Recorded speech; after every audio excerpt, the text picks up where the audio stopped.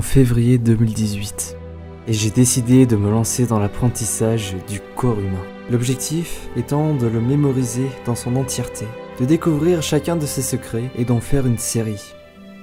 Une série de vidéos qui va illustrer le tout. Je t'invite donc à prendre place et c'est parti. Eh bien, bienvenue dans le premier épisode où je vais apprendre l'anatomie humaine et te partager ça tout simplement. Alors je pense qu'une des premières questions qui peut venir c'est pourquoi est-ce que je fais ça?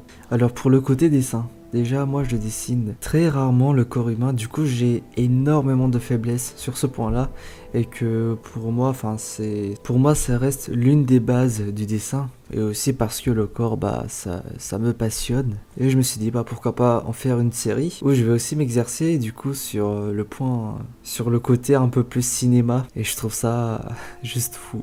Alors pourquoi l'apprendre par cœur, dans son entièreté, tout le côté squelette, etc. Pourquoi? En fait, c'est pas seulement le dessin, mais en grande partie, on va dire que j'ai comme objectif d'arriver à dessiner une personne, quelqu'un, sans plan, sans modèle. Car oui, pour moi, dans ma tête, en fait, on dessine presque jamais d'imagination.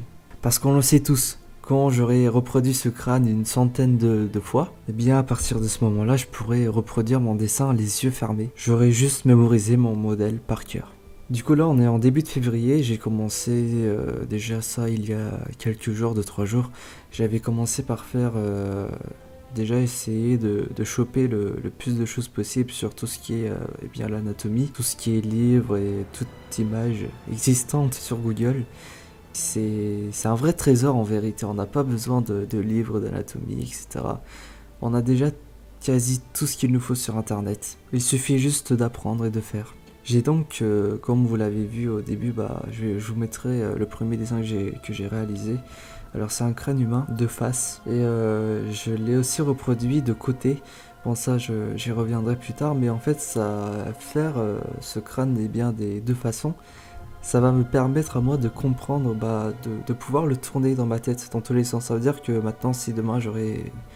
Bon là, malheureusement, je vais pas encore pouvoir vraiment faire une tête humaine, c'est juste d'imagination. Mais si dans quelques jours, par exemple, je dois dessiner une tête, aller de derrière, un peu à gauche, tourner un peu vers la gauche ou je sais pas quoi, et j'y arriverai sans problème. Plus un dessin, en général ça dure assez longtemps, alors quand tu passes 2 heures sur un crâne et que tu le regardes pendant 2 heures, normalement tu finis par le mémoriser, normalement.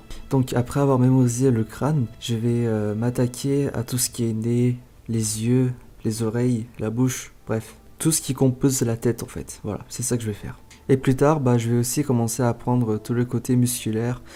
Y a énormément de muscles au niveau de notre visage et ça va nous permettre de dessiner tout ce qui est expression sans avoir de modèle, de comprendre quoi va où au moment où le muscle se contracte.